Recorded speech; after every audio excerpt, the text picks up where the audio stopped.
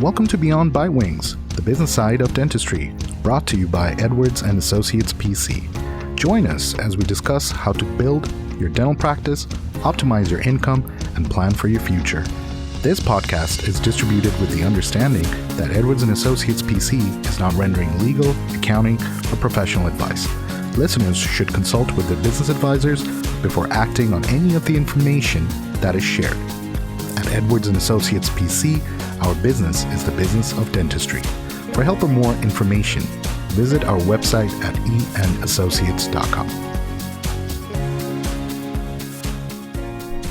Hello and welcome to another episode of Beyond Bite Wings. In today's episode, we will be talking about how to oversee your business's social media accounts effectively and efficiently. And to talk further about the subject matter, we have Erin Greger from Podgrowth. Yes. Hi, Erin. How's it going? I'm good. It's good to be on this side of the mic with you guys. Right? Yeah, I was so excited. I'm like, oh, yes, finally we'll have Erin on the podcast because I know I learned a lot from her. And I was so happy that, I was able to secure her for our episode so she can share her wonderful knowledge with all our listeners. All right. It's a big shoe to fill right there, but that's okay. All right. No, but really though, like I know, like social media, when you hear that, it's thrown out there left and right by everyone, and I think we all think we know what it is, or I mean, for sure we know the power it holds. Yeah. But I don't think a lot of us actually know how to harness that power to their advantage. Right.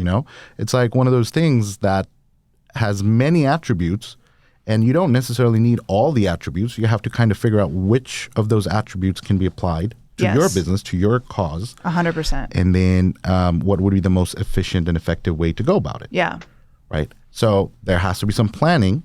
100%. Right. And that's where you come in. So, so you can kind of guide us like, okay, so what should be step one? Let's say, I open up a business. Yeah. And I tell myself, okay, you know what? I need to be present on social media. So how should I go about this? Yeah. So there's a couple ways to look at it, and how I explain it to clients. You've got content, which is your first piece. Look at it as a video you see, written or podcast, and that's how we connected. It was through podcasts. So that is content, and that's you create. So a lot of, especially like people like dentists or a more commodity type business, they'll be like, well, what do I talk about? Well, I bet you $1 million if you sat down and asked your staff or asked somebody, you're going to have questions that people are always asking you about, things that people are confused about. Why do I need to come in every 6 months? Why is this recommended? All of these things. And if you made that list, that's kind of your start of what should I be talking about. And that's your content. The social media, I always describe it as if you had a car. So the content's like the body of the car, like right. But it's the wheels that's the social media. So that's how it's going to get places, right? So that's how you're using social media to connect and people to find you and all those. And that's just, social media from a kind of high overview. But then it's like, okay, so what should I be talking about and all that? And the content of the questions, or what makes you different? So are you are you more focused on natural? All right. So what are those things that people are always talking about? Well, why shouldn't I use fluoride? Well, that's a whole post right there, or a piece of content right there of why you don't recommend using fluoride if you don't. Right. Why do you do less x-rays? What are the things that and so you're just educating your clients. And when they find you on social media through that content, they're like, ooh, this person gets me. I like what they have to say. And it's that whole cycle of creating what makes you stand out and then getting people to notice what makes you stand out. I think that's a big thing with dentists. I see especially dental practice owners is, like I was telling you, they hire these people that, we're going to do 3 posts for you a week. But there's no rhyme or reason behind the post. They literally take the same picture. And I know that for a fact they do this. They take the same picture and post it throughout every single person that they work for. So you're not standing out at all. You're a checkbox. I see. So I think it's really important to understand, how can I be, obviously we're unique. I feel I'm unique. So what can I do through social media to let people know that we are different, and why, if there's for dentists that are across the corner from each other, what makes us different and why you'd want to come see us. Okay. So I do understand that, that should be the main goal you're aiming for, which is stand yourself out, let the world know that you're educated and knowledgeable about a certain topic. Make sure it's not redundancy, right? It's a topic that your audience is willing to read about or listen to. But at the same time, I'm also thinking of it from the benefit standpoint of the business. Like, again, if I'm strictly looking at it as a tool that will help me, let's say, increase my revenue or, get new patients, what should be the first stepping stone? Like, should I look at, should I open up a business account on all the platforms? No. So you want to, A, understand your budget, B, understand your resources from your time perspective and what you're willing to do.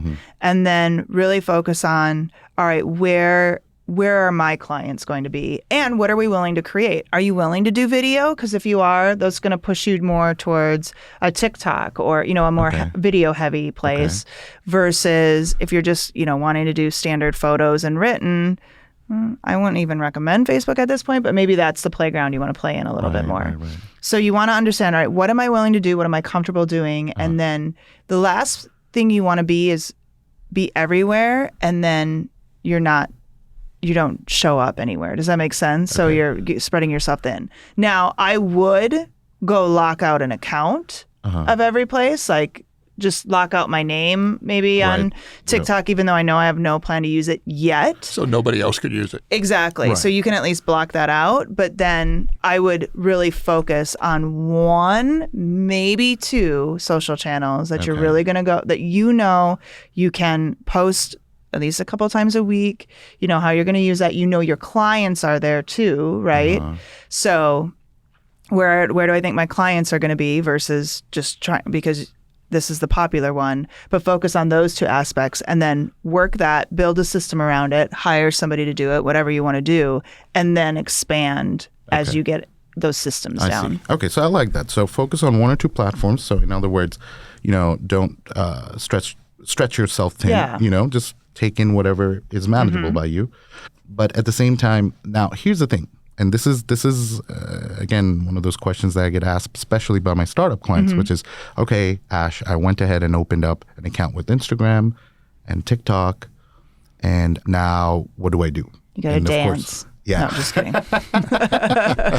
Right. So posting the content. Yeah. So, they usually, go look at a different dentist's profile to see what they're posting, and they'll take ideas from there and start, posting stories or feeds of similar nature. But and that, you're right, starts the algorithm, and they start getting requests of follows and whatnot. Now, my question to you is this. Initially, when you're starting out, of course, the algorithm of that platform hasn't quite yet figured out that you're a dentist. Yeah. It just knows that you're a new player here. You're looking for followers, and you're putting out content out there that will cause people to push like or, send you followers. Yeah. Now, when you're getting those follows, are you accepting all the follows, or are you starting to filter them out just based off of the industry you're in? Or are you accepting all of them now, and then once you grow to a certain level, that's when you do the filtering?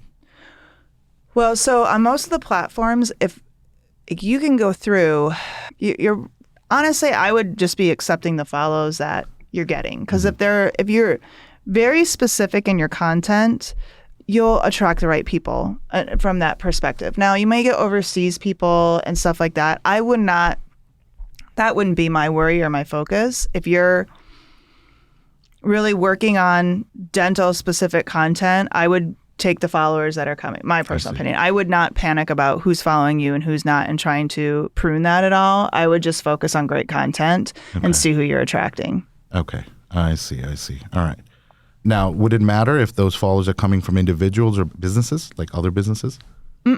I would just, honestly, if you're just starting out the gate and you're getting people to like you and follow you, I would keep doing what you're doing. I mean, as long as again, it's not a bunch of people, nothing against Pakistan, but a lot of times that's a country you'll see or, overseas of that. As long as you're doing that, I would just keep focusing on the content. I would not worry about followers. I see. And then at the same time, I think a lot of our listeners and my clients understand that you have to work with the algorithm, right? So it's your friend, not against it. Yeah. So what are some of the tips that you may have for our listeners that can have them engage better with their social media to attract the right group of people by using the algorithm as their ally? So be very specific about what you're creating. Don't be all over the place. Okay. Like you want to be, the more zoned in you are on what you're creating and talking about, the better the algorithm's going to understand who to put you in front of. So I think it's really important that you're not like 1 minute talking about cleaning teeth and then the next minute you're out fishing. And I say this because we were talking about this where it was like, what's happening right now? I don't know what to expect when I come to this page, or because they want to know if I put you in front of someone and suggest you, this is because you talk about this and they're interested in stuff like that. So that perspective. So that's one thing to consider. Say the question again. I'm trying to think of this. No, that's actually a good point. And if you don't mind, I would like to add on to that. Because you're right. Sometimes a dentist, when they open up a TikTok account, they know that it's a business account. So initially they're posting, things that are related to dentistry. But then at some point they think, oh, somebody told me that I should personally try to connect with my future potential patients. So I need to put more content about me out there. Yeah. So now they're appearing in a lot of those videos. Yeah. And then later again, then they don't realize it. I know logically makes sense why they're doing it, but it's messing up the algorithm. Yeah. And I think there's something to know, like, yeah, I do want to know you, but tell me about yourself, or, do funny video, but relate it to your practice and your business versus something just totally random. Like you just want to keep in a very specific lane. Like a theme or clout. Yes. As they say. Yeah. Like every single account. Yeah. Let's meet your team. Let's see behind the scenes. Like people love behind the scenes stuff. Let me see what's going on at your practice or what you guys do or what makes you so special. I love to see you. So I know it's coming, but maybe not you on a, totally different. Right. Or if you're, speaking or something and that relates to the business where you're showing your expertise, and that can relate to it, but it's all in the dentist lane. Does that make sense? Yeah, it does completely.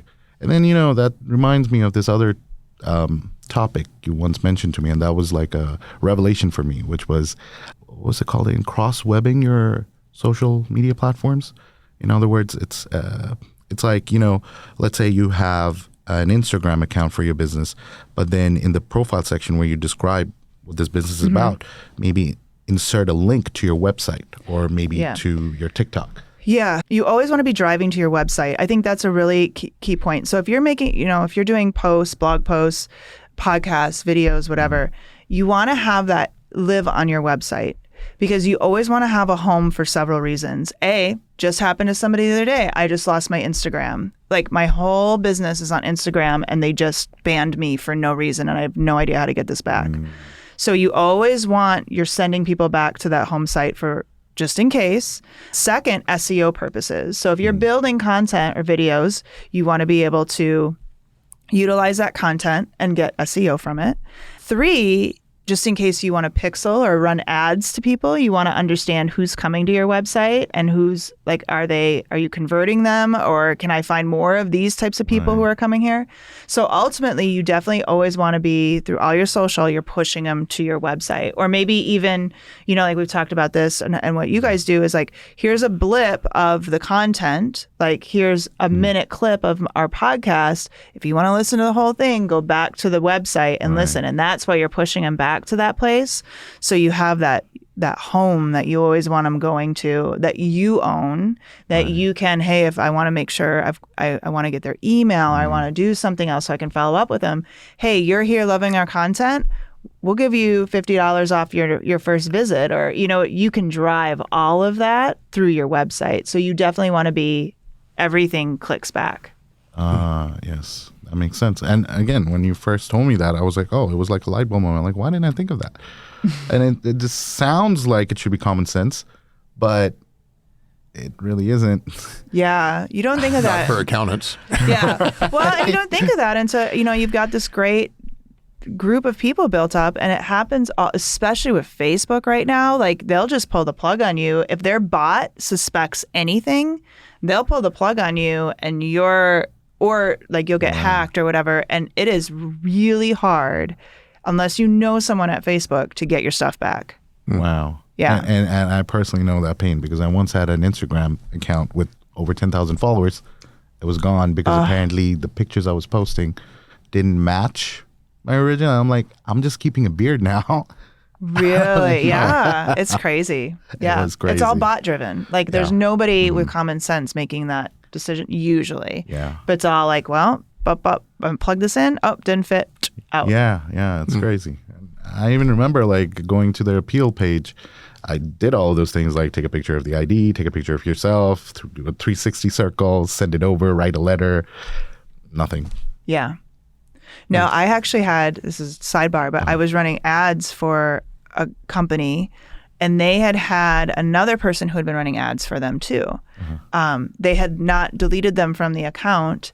That person got hacked. And because I was tied to this company, they banned everything, all my ad, like everything. Like they pulled the plug on our ads account. So this is, luckily that same week I had somebody coming in from, like, she was higher up at Facebook and she was going to do a podcast with us. And I was like, hey, sidebar, you know anybody That can help who you. can help me out here? She's like, yep, give me your information. And that was how, wow. but it was because I knew somebody that I got it all back. Yeah. Oh goodness. I'm Yeah. happy for you.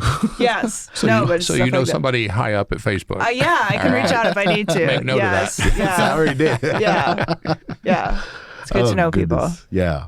But, I think you raised a good point by mentioning that, is that, your website is something you own, but these social media platforms, you're not the owner of it. No. You may have an account there, and yes, it's a business account, but like you said, it can be shut down, closed out, Yeah. something that's beyond your control. Now, Exactly. I doubt everyone knows someone at Facebook or the other major platforms. Yeah. So, for what was easy for you to gain back may not be so easy for others to gain back. So, Exactly. just to be on the safer side, you interlink them. Or Yep. I actually don't know the proper term. Just make sure you're always, like, your website is always on, like, linked on throughout all your social. Right.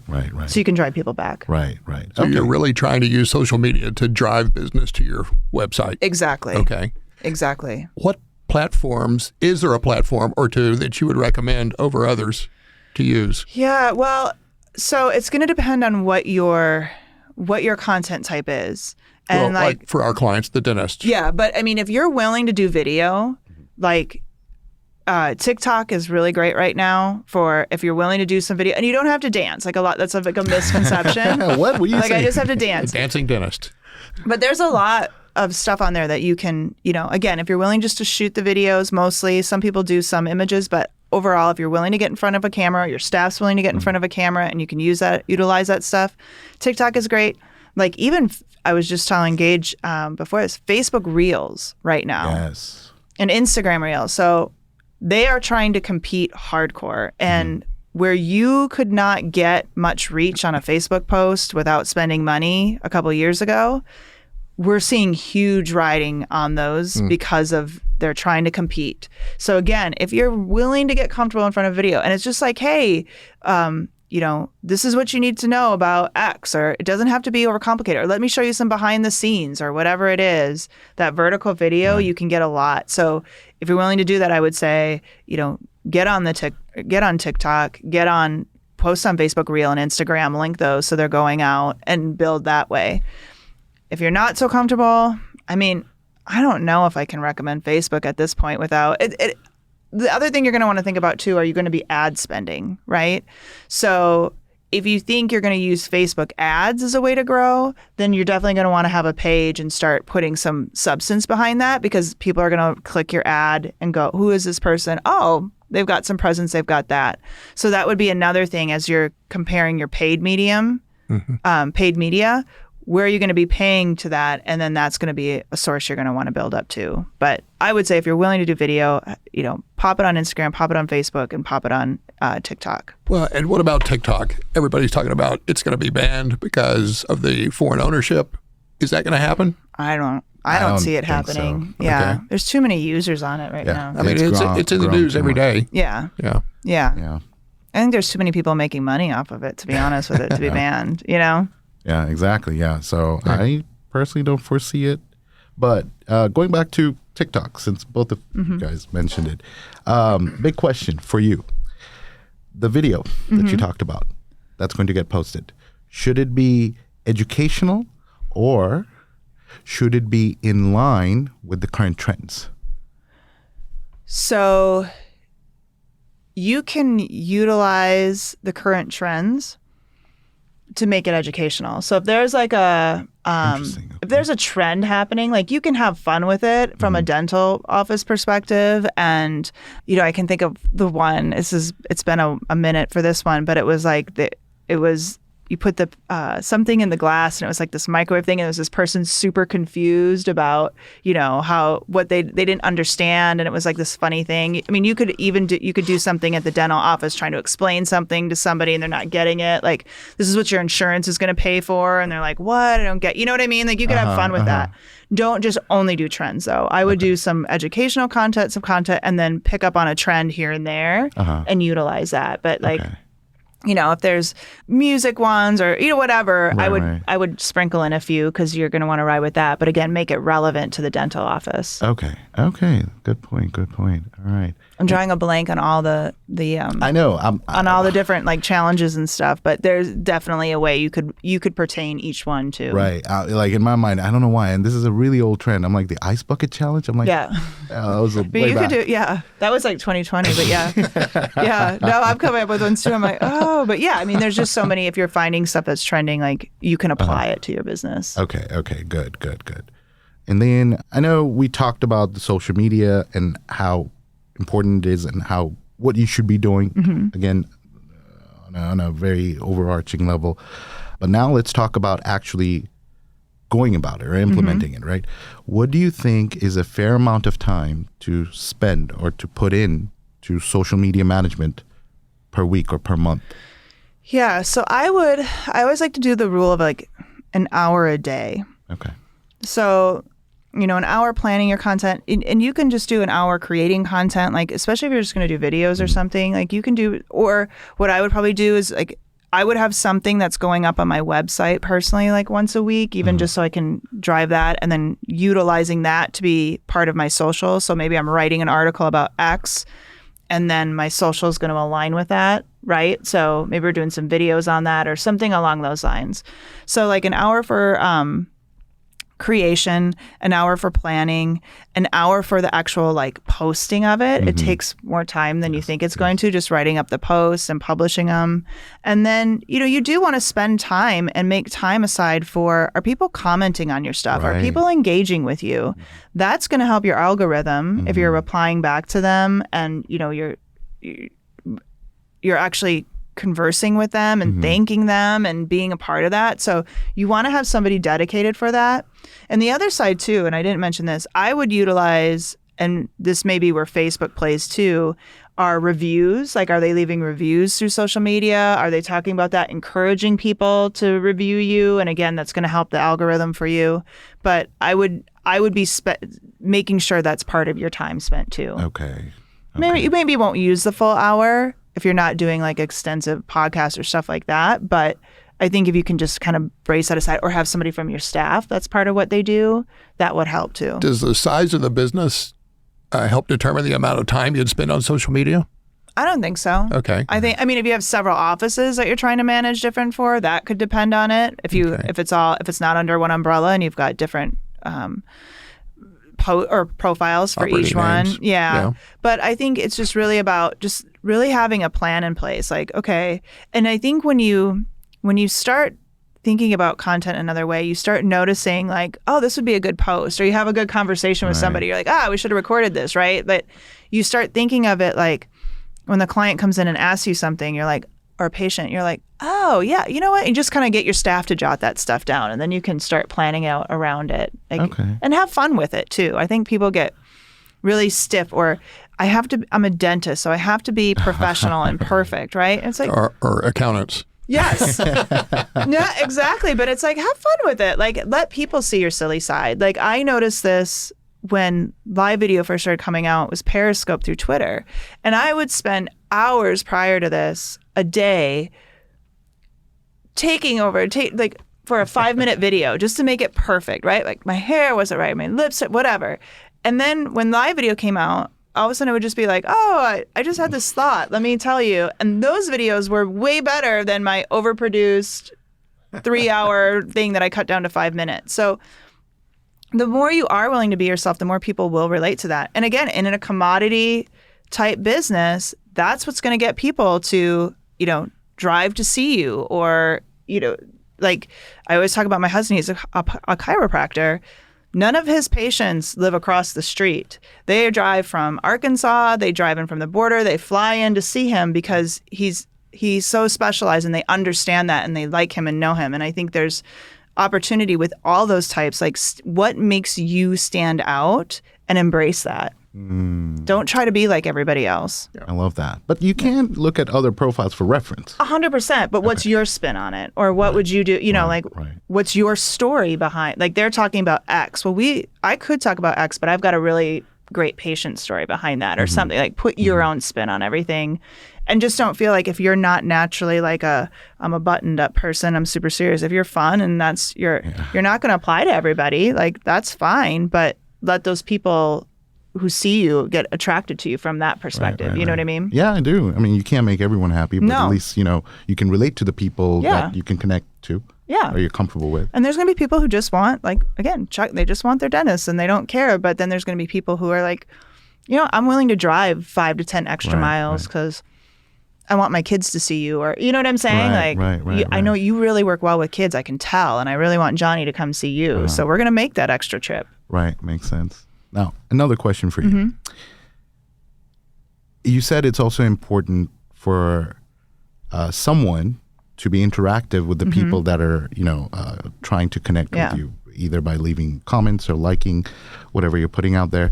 How long can that dedicated person who's been hired to help with this wait to respond? Like, in other words, does it have to be immediately responded to? You don't have to be immediate. I mean, I would say even if you're just setting aside,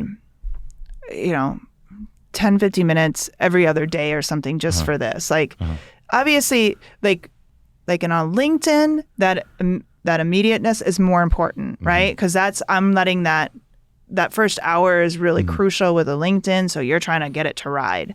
Where some of these other platforms, you just don't want them. Yes, it helps the algorithm, but you really want to just acknowledge that person too, and just be like, "Thank you so much," or "We're so glad you had a great experience with this." But I wouldn't.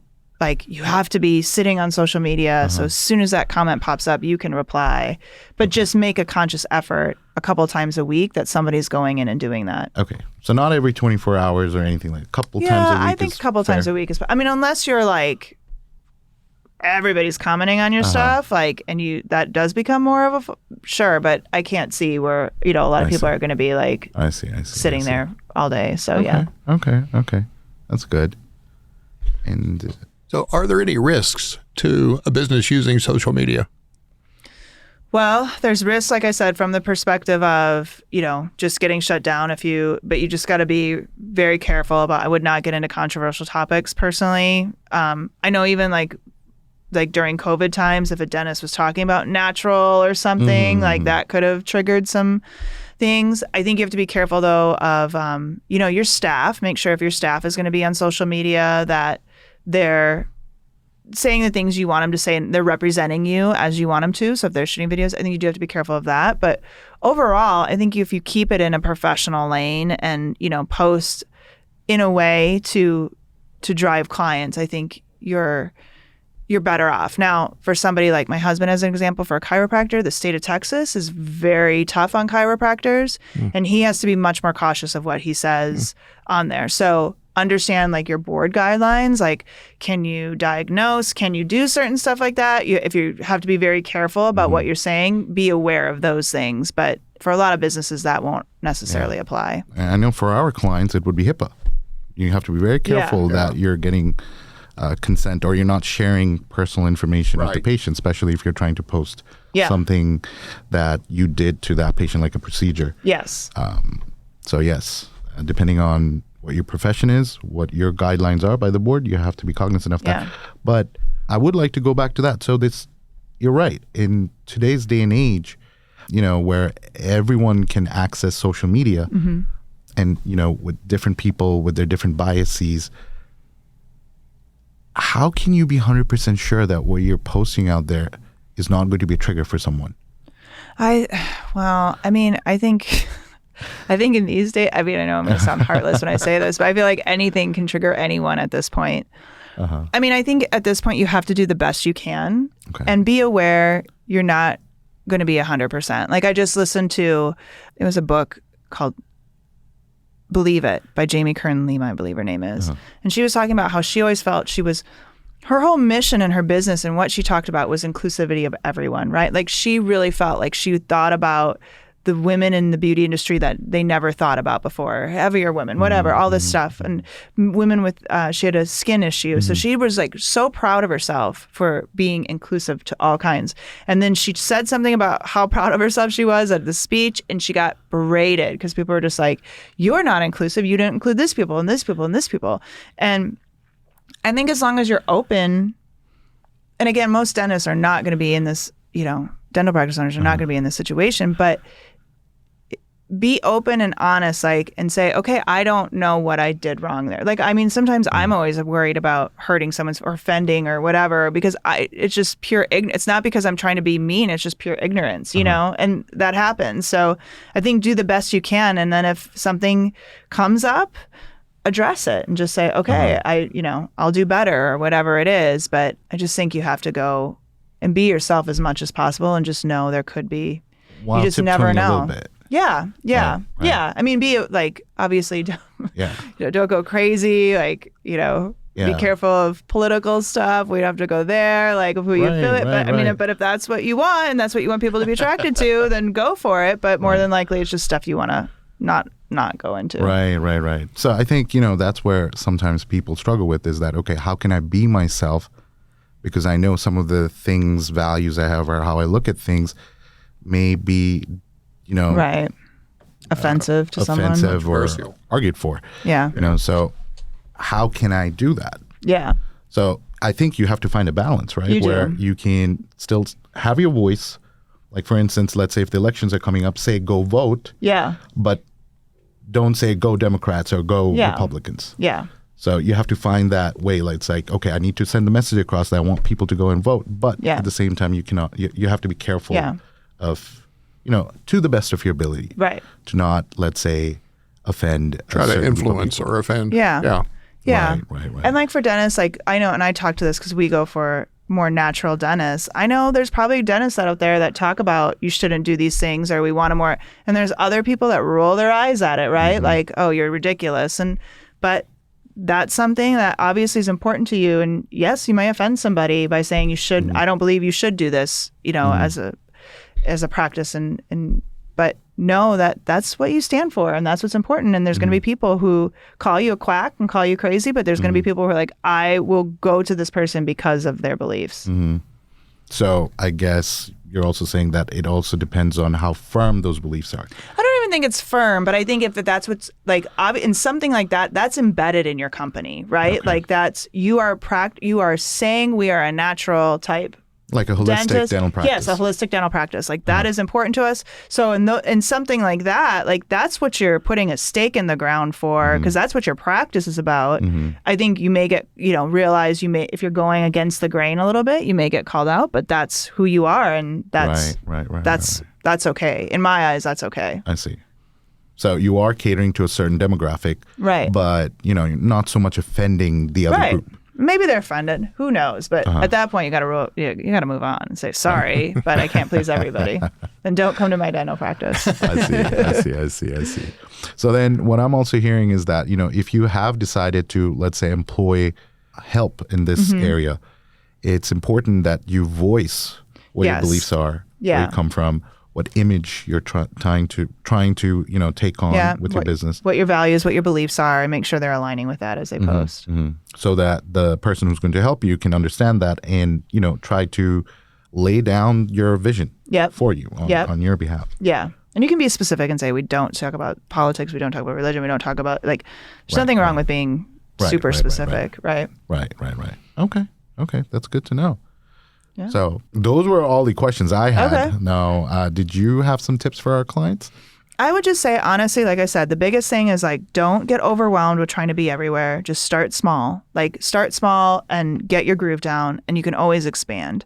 And the other one is just don't do what everyone else is doing. Really try to stand out. Yes, there's something to say, okay, I got my 3 Facebook posts this week. Yay me. But if it looks like everybody else, if it does what everybody else is doing, like, just try to find those things that make you different and highlight those.